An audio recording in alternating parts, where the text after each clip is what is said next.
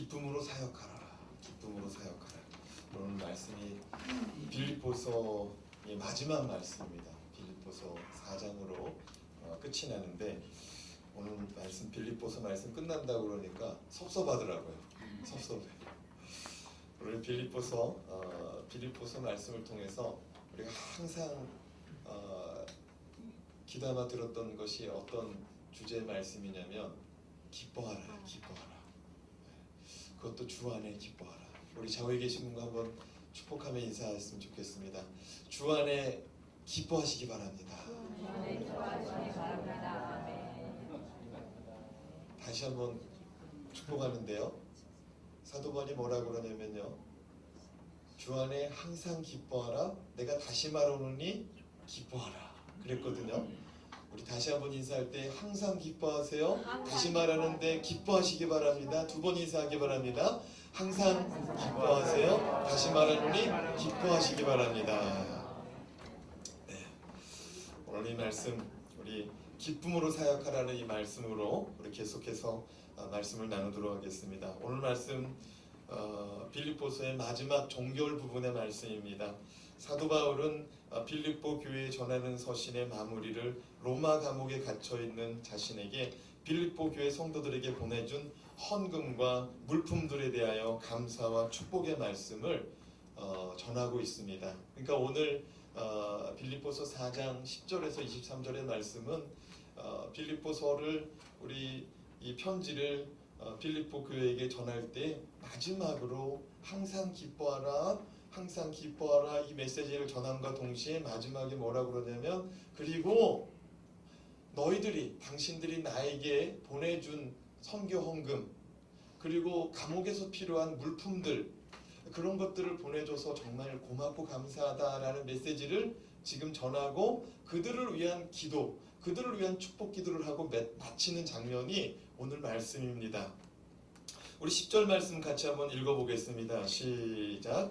내가 주 안에서 크게 기뻐함은 너희가 나를 생각하던 것이 이제 다시 싹이 나리니 너희가 또한 이를 위하여 생각은 하였으나 기회가 없었느니라. 참 이 말씀 이거 10절 말씀 계속 앞에 띄워놨으면 좋겠는데요. 이 말씀이 참 의미가 깊습니다. 이 사도 바울의 이 말씀 속에 이 사도 바울의 마음이 다 담겨져 있어요. 성도들을 이해하는 마음도 있고 나를 신경 쓰지 않는가 하는 서운한 마음도 있고 아주 복합적인 내용이 여기 담겨져 있습니다. 조금씩 한번 살펴볼까요? 사도 바울은 여기서 뭐라고 그러냐면 내가 주 안에서 크게 기뻐했답니다. 어떻게 기뻐했대요? 크게 기뻐했답니다. 기뻐한 이유 중에 하나가 뭐냐면은 빌립보 성도들이 보내준 선교 헌금 그리고 물품들 그리고 나를 도울 수 있는 사람 보내준 것 이런 것들 인해서 내가 정말 크게 기뻐했답니다. 근데 그렇게까지 크게 기뻐할 수 있었던 이유가 뭐냐? 그 말씀에 보면 너희가 나를 생각하던 것이 이제 다시 뭐래요? 싹이 납니다. 여러분 우리 교회 앞에 지금 1층에 테라스에 화분들이 굉장히 많이 있습니다. 처음에는요 이 화분을 밖에 내놓으려고 그러니까 실내에만 있던 화분들이라서 이 화분들이 어떤 상태였냐면 이런 상태였어요. 가지들이 쫙쫙 뻗어나가야 되는데 가지들이 힘이 없어가지고 실내에 있다 밖에 나가니까 힘이 없어가지고 쭉 처지는 거예요. 점점점 처지더니 시들어요. 그래서 제가 지나가는 우리 화분 장사 그 사장님을 길거리에서 만나서 제가 좀 고민을 좀 얘기했어요. 우리 교회에 화분이 많은데 다들 이러고 있다. 그랬더니 한번 가보자는 거야. 그래서 그분이 오더니 그 화분들 상태를 딱 보더니 가위 달라는 거예요. 그래서 가위를 가지고 가지를 자르기 시작하는데 완전히 민둥산을 만들어 버린 거예요. 놀래가지고 제가 그분한테 물었어요. 사장님 전문가 맞으시죠? 전문가 맞으시죠? 왜냐면 가지를 하나도 안 남기고 다 자른 거예요. 자기가 40년을 이 업을 했다는 거예요. 걱정하지 말라는 거예요. 다시 싹이 날 거니까 걱정하지 말라는 거예요. 다시 싹이 난 나무가 밑에 있는 나무들이거든요. 놀랍지 않습니까? 근데요 그거 기다리는 시간은 제가 굉장히 마음이 타들어갔어요. 지금 사도 바울이 그 고백을 하는 거예요. 내가 주 안에서 크게 기뻐함은 너희가 나를 생각하는, 너희가 사도 바울 나를 생각하는 것이 싹이 다시 나는 것처럼 생각해줘서 기쁘다는 거야. 그 무슨 얘기예요? 싹은요, 겨울이 지나고 나서 싹이 나는 겁니다. 그렇죠? 사도 바울과 빌립보 성도들 간에 겨울과 같은 시간이 있었다는 거예요. 그런데 그 겨울과 같은 시간이 지나고 이제 다시 싹이 나는 것처럼 당신들의 소식을, 당신들의 사랑을 나한테 전해주니까 내가 너무 기쁘다는 거예요. 그래서 이런 서운한 마음과 기쁜 마음을 동시에 표현하면서 그들을 또 살짝 위로해줘요. 뭐라고 그래요? 기회가 없었느니라. 너희들이 기회만 있었으면 나를 도와줬을 거라는 거예요. 근데 내가 봤을 땐 너희가 기회가 없어가지고 못 도와준 거지, 너희 마음속에는 그런 마음이 충분히 있었을 거라는 거예요. 옆에 사람 바라보면서 제가 당신을 위해서 기도하겠습니다.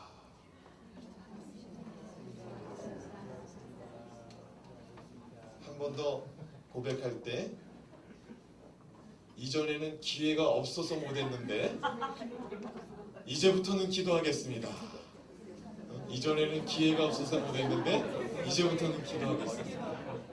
여러분, 사도 바울이 지금 이런 고백하는 거예요. 지금 이런 고백하는 거예요. 내가 당신을 충분히 이해한다는 거예요. 내가 지금 당신을 충분히 이해한다는 거예요.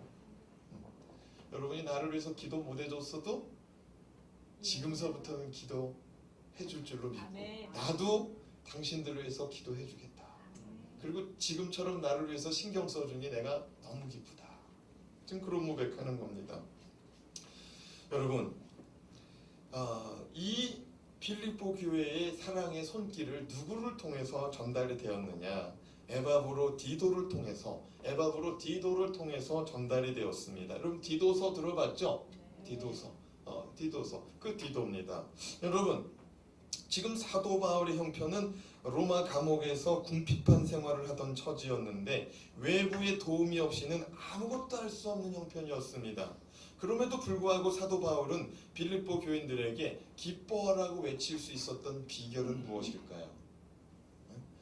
감옥에 있으니까 아무것도 할 수 없어요. 근데 빌립보 성도들한테 지금까지 1장 1절부터 지금 4장 9절까지 뭐라고 그랬냐면 기뻐하라고 그랬어요. 근데 그렇게 할 수 있었던 비결이 무엇이냐? 그리고 또 역경 속에서도 성도들을 격려하며 주님을 위해서 사도 바울이 그렇게 사역할 수 있었던 비결은 무엇인가? 오늘 이 시간 좀 살펴봤으면 좋겠습니다. 사도 바울이 빌립보 교회 성도들과 함께 역경 속에서도 주님을 위한 이 사역을 기쁨으로 감당할 수 있었던 일체의 비결이 무엇인가? 첫 번째, 주어진 삶에 만족하며 살아가는 것이었습니다. 주어진 삶에 만족하며 살아갈 때 주님을 위해서 일하는 것이 기쁨이 될 수가 있습니다. 만족함이 없잖아요. 주를 위해서 일하는 것도 귀찮아지고 짜증나고 소홀해집니다. 만족함이 없어요. 늘 끊임없이 채워주지 못한 그런 갈증 가운데 있어요. 그러면 주님 섬기는 거, 주님을 위해서 행하는 것도 기쁨이 없습니다. 여러분, 우리는 세월이 흐르면 흐를수록 진정한 기쁨이 소유로 말미암아, 어떤 것을 얻음으로 말미암아 얻어지는 것이 아니라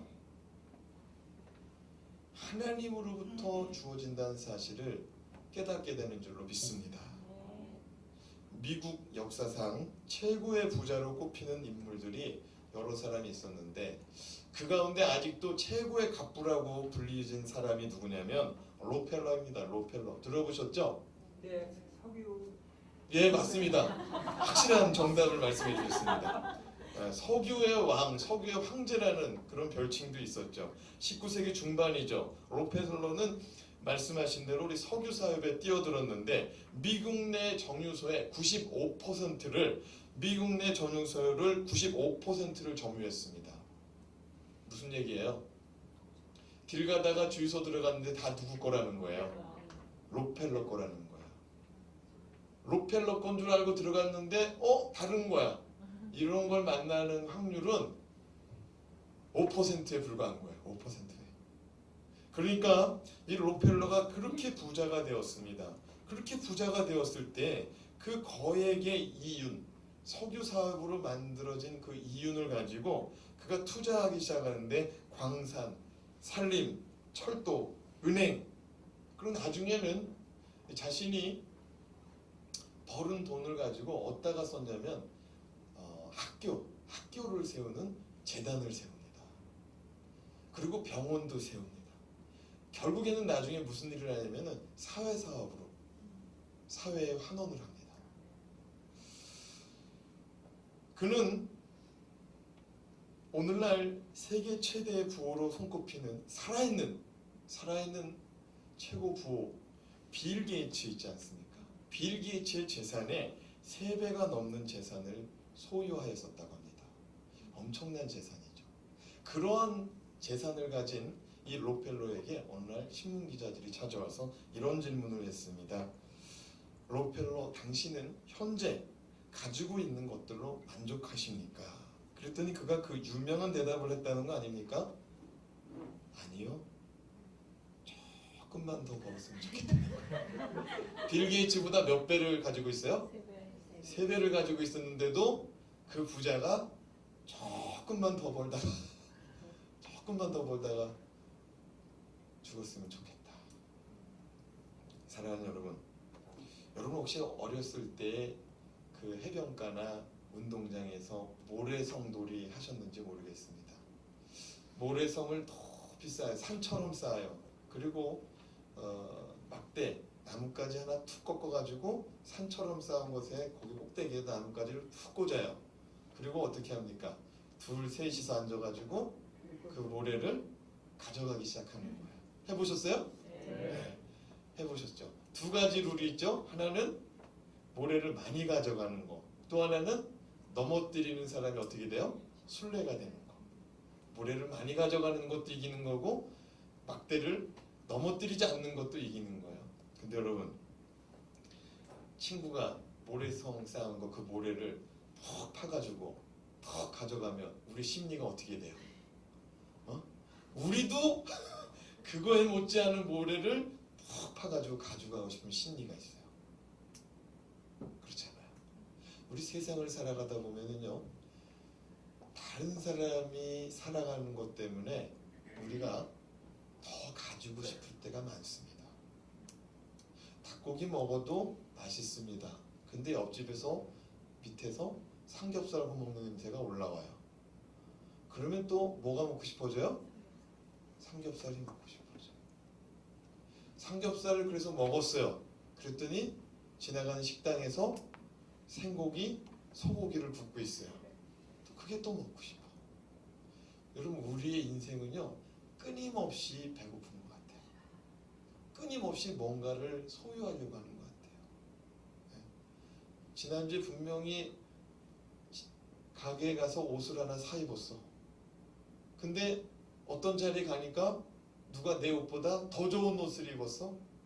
그러면 또 우리가 이 산 옷을 만족하지 않고 더 갖고 싶어 할 수도 있다는 거예요. 사랑하는 여러분, 이 땅에 살아갈 때 우리의 삶은 이와 같이 조금 더를 갈망하고 우리 내면은 그렇게 외치고 있는지 좀 돌아볼 필요가 있는 것 같습니다. 우리는 사도 바울이 예수님을 만나고서부터는 스스로의 삶에 만족하고 살아갔음을 잘 알고 있습니다. 특별히 오늘 11절 말씀 그가 이렇게 고백합니다. 내가 예수 그리스도를 만나고 나의 삶이 어떠했는지 한번 같이 들어보기 원합니다. 11절 말씀 시작. 내가 궁핍함으로 말하는 것이 아니니라. 어떠한 형편에든지 나는 자족하기를 배웠노니. 사도 바울이 뭐라고 말하냐면 내가 예수 그리스도 만나고 나서 뭘 배웠대요? 자족하는 걸 배웠답니다. 여러분 배웠다는 것은 이전에는 몰랐는데 지금은 안다는 거예요. 이전에는 몰랐는데 지금은 안다는 거예요. 무엇을 아냐면은 자족하는 법을 알았다는 겁니다. 자족이라는 말이 뭡니까? 자족이라는 말이 뭐예요? 스스로 만족한다는 거예요. 스스로 만족한다는 거예요. 옆에 사람 한번 물어봅시다. 당신은 만족하는 삶을 사십니까? 네? 집사님 만족하는 만족하는 삶을 사시래요. 여러분, 자족이라는 말은 스스로가 만족하는 겁니다. 다른 사람이 아유 그만하면 됐어 해가지고 만족하는 게 아니에요. 내가 만족하는 거예요. 다른 사람이 어떻게 보든 내가 만족하는 게 자족입니다. 사랑하는 여러분, 당시 사도 바울이 공부하고 활동할 때 그 철학 가운데 어떤 철학이 있었냐면 스토아 철학이 있었습니다. 스토아 철학 들어보셨을 겁니다. 이 스토아 철학의 모토가 무엇이냐? 자기 의지의 힘으로 환경을 극복하고 어떤 환경도 자기 스스로 감당할 수 있다. 그러니까 자기가 노력하면 모든 것 된다. 환경도 극복할 수 있고 초월할 수 있다 라고 가르친 철학자들이 스토아 철학자들입니다. 그런데 사도 바울이 나는 내 환경 내가 궁핍하다 할지라도 나는 자족하기를 배웠다라고 말할 때 그러면 이 사도 바울이 스토아 철학자들한테 가가지고 학교 가서 배웠느냐? 그게 아니라는 겁니다. 주 안에서 배운 줄로 믿습니다. 우리 13절 말씀 13절을 보면은 바울은 예수 그리스도 안에서 주님 안에서 자족하는 은혜를 깨닫고 배웠다라고 고백합니다. 같이 한번 읽어보겠습니다. 시작. 내게 능력 주시는 자 안에서 내가 모든 것을 할 수 있느니라. 내게 능력 주시는 자 안에서 내가 궁핍하지만 모든 것을 할 수 있다고 고백하고 있습니다. 내가 지금 어려운 여건에 있습니다. 내가 어려운 여건에 있지만 내가 주 안에서 모든 일을 할 수 있다는 거예요. 근데 우리는 이 말씀을 어떻게 헤아리고 있느냐면 내 삶이 지금 경제적으로 어려워요. 내 삶이 지금 건강이 부족해요. 그래서 내게 능력 주시는 전능하신 하나님을 믿고 내가 의지한다면 내 삶이 부유한 삶으로 바뀌어진다. 그러므로 내게 능력 주신 자에서 나는 모든 일을 할 수 있다. 그렇게 고백하는 사람들도 있습니다. 근데 그게 나쁘다라고 또 말할 수만은 또 없죠. 그래도 그게 또 옳다라고 말할 수도 없는 겁니다. 왜냐하면 오늘 말씀 12절과 13절은 같이 갈 때 12절 말씀이 이해가 될 때에 13절이 은혜가 되는 거예요. 그리고 바른 깨달음인 겁니다. 우리 12절 말씀 같이 읽어보겠습니다. 시작. 나는 비천에 처할 줄도 알고 풍부에 처할 줄도 알아 모든 일 곧 배부름과 배고픔과 풍부와 궁핍에도 처할 줄 아는 일체의 비결을 배웠노라. 그리고 13절이 뭐냐면 내게 능력 주신 자 안에서 내가 모든 것을 할 수 있느니라. 내가 주 안에서 모든 것을 할 수 있느니라. 이 말씀 앞에 저 말씀이 있는 거예요. 저 말씀이. 저 12절 말씀이 그렇게 중요한 겁니다. 여러분 삶을 살다 보면 건강할 때가 있지만 병약할 때도 있는 것이 사실입니다. 그렇죠? 아니 왜 그래요? 여러분은 뭐 병을 한 번 안 갔던 사람처럼. 아니 건강할 때가 있고 또 아플 때가 있는 거예요. 또 배부를 때가 있으면 또 어느 때가 있는 겁니까? 배고플 때가 있는 게 사람입니다. 또 돈이 없다가도 있을 수 있는 게 우리의 인생인 것입니다. 사도 바울은 있을 때나 없을 때나 그런 상황에서 잘 처신할 수 있는 비결을 배웠는데 그것이 주 안에 거하면서 내가 어렵고 없지만 주 안에 거하면서 모든 일을 할 수 있더라는 거예요. 이해가 되십니까? 내가 지금 없어요. 내가 지금 없는데 내가 주님 안에 거하니까 모든 일을 할 수 없는 것 같았는데 할 수 있더라는 거예요. 믿습니까? 네. 사랑하는 여러분, 좋은 환경과 좋은 여건 속에서만이 주님의 일을 하는 것이 아닙니다. 어려움과 역경 속에서 정말 나는 이런 사람인데 이런 수준의 환경에서 내가 거한다 할지라도 그 속에서 내가 누구와 함께 하면은 주님과 누구 안에 거하면 주님 안에 거하면 모든 일을 할 수 있다는 거예요. 여러분 요한복음 15장 5절 말씀에 보면 이런 말씀이 있습니다. 나는 포도나무여 너희는 가지라. 그가 내 안에 내가 그 안에 거하면 사람이 열매를 많이 맺나니 나를 떠나서는 너희가 아무것도 할 수 없음이라. 여러분 우리가 주 안에 거할 때 하나님의 은혜와 능력이 나타나는 줄로 믿으시기 바랍니다. 여러분 우리의 노력으로 발버둥을 쳐보세요. 만족되는지 안 됩니다. 안 돼요. 주 안에 거할 때, 주 안에 거하면서 주님 내가 지금 부족하지만 주님 앞에 기도합니다. 이 일들을 주님과 함께 행할 수 있기를 원합니다. 주님 도와주십시오.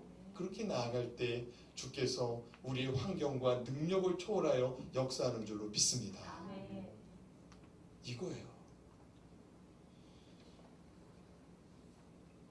사도 바울은 내게 능력 주시는 자 안에서 모든 것을 내가 할 수 있습니다.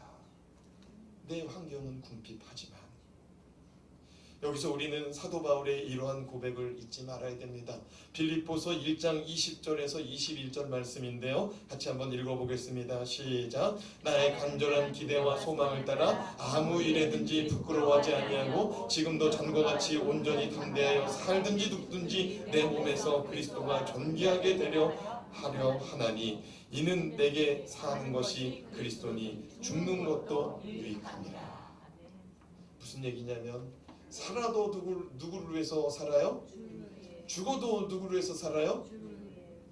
여러분 사도 바울이 예수 그리스도 안에 거하면서 모든 인생의 초점이 내 만족을 위해서 살아가는 것이 아니라 예수 그리스도를 위해서, 예수 그리스도를 위해서 살아가는 인생의 초점이 바뀌고 나니까 내 것이 조금 덜 채워져도 주님 것이 채워지면은 은혜요 감사요 기쁨이 임하는 줄로 믿으시기 바랍니다. 여러분 내 것 채우려면 한이 없습니다. 여러분 얼마짜리 집에 살면은 채워질 것 같아요. 여러분 몇 년을 사시면 여러분 만족하실 것 같아요. 여러분 120 사신 분들 텔레비에 가끔 나오던데요. 그분들이 하는 얘기가 뭔지 아세요? 사람은 부지런해야 돼. 그래야 오래 살아. 그러고 나가서 일하시더라고요. 여러분 사람은 죽고 싶어 하지 않아요. 근데 사도 바울이 뭐래요? 나는 살아도 주를 위해, 죽어도 누구를 위해서? 주를 위해서. 인생의 목표가 완전히 달라진 거예요. 사는데 초점을 두는 게 아니에요. 먹는데 초점을 두는 게 아니에요. 소유하려고 초점을 두는 게 아니에요. 돈을 벌고 어떤 자리에 오르려고 살아가는 게 아닙니다. 저와 여러분의 소원이 사나 죽으나 주를 위해서 살아갈 수 있는 인생들 되어주시길 주님의 이름으로 축복합니다. 그런 초점이 있으니까 사도 바울이 사역할 때 기쁜 거예요. 옥에 있으면 어떠냐는 거예요.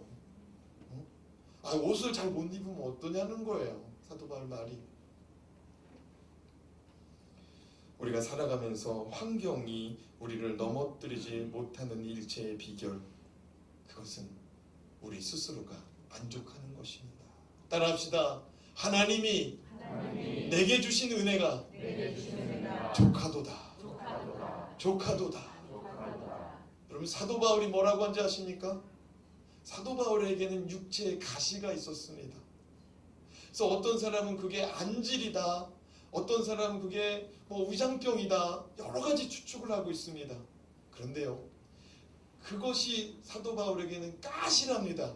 육체에 박혀있는 가시래요. 여러분 가시 박혀 보셨죠? 그 가시를 빼야 시원합니다. 가시를 빼야 시원해. 그래서 하나님 앞에 이 사도 바울이 3층점까지 갔다 온 사람이에요. 하늘의 3층점까지 영적 세계를 본 사람입니다. 사도 바울이 기도하면 나서요. 사도 바울이 쓰던 수건을 던지면은 그 수건 받은 사람 나서요. 그리고 사도 바울이 쓰던 수건 갖다 주면은 그 수건 받은 사람이 치료가 돼요. 병이. 그 정도로 사도 바울은 하나님의 능력이 사로잡힌 사람입니다. 그 사람이 자기 병으로 해서 기도합니다. 몇 번 기도했느냐? 3번 기도합니다. 하나님 고쳐주세요. 하나님 내 병을 고쳐주세요. 내 육체 가시를 뽑아주세요. 근데 하나님 뭐라고 한 줄 아세요? 내 은혜가 내게 족하도다. 내가 너의 능력이 약한 데서 온전해지느니라. 무슨 말인 줄 알아요? 그 육체의 가시 때문에 사도 바울이 하나님께 기도한다는 거예요. 여러분, 이 땅에 아무리 잘난 사람도요, 아무리 다 가진 사람도요, 신방 가보니까 기도 제목 천지예요. 98평짜리 아파트 사시는 분, 타워팰러스 사시는 분, 그 집 자녀들이 뭐 소위 말하는 SKY 대학들, 뭐 미국 하여튼 다 갖췄어요. 근데 그 집들도요, 주님 도우심이 필요하더라고요. 기도 제목이 이루 말할 수가 없어요. 제가 드릴 말씀이 뭐냐? 하나님은 다 주지 않아요. 왠지 아십니까? 우리가 주님 안 바라볼까 봐. 여러분이 지금 갖지 못한 것, 그것 때문에 이 자리에 나온 줄 믿습니다. 그거 없으면요, 저기 들로 산으로 다니실 거야 아마. 두 번째로, 자신의 삶을 나누며 살아가는 것이, 자신의 삶을 나누며 살아가는 것이 사도 바울의 사역의 기쁨이었던 겁니다. 우리 그리스도인들은요, 나누는 일에 인색하지 말아야 됩니다. 그렇죠? 그런데 우리 그리스도인들 가운데 나누는 일에 인색한 사람들 있어요, 없어요? 그 중에 1등이 누굴까요? 저는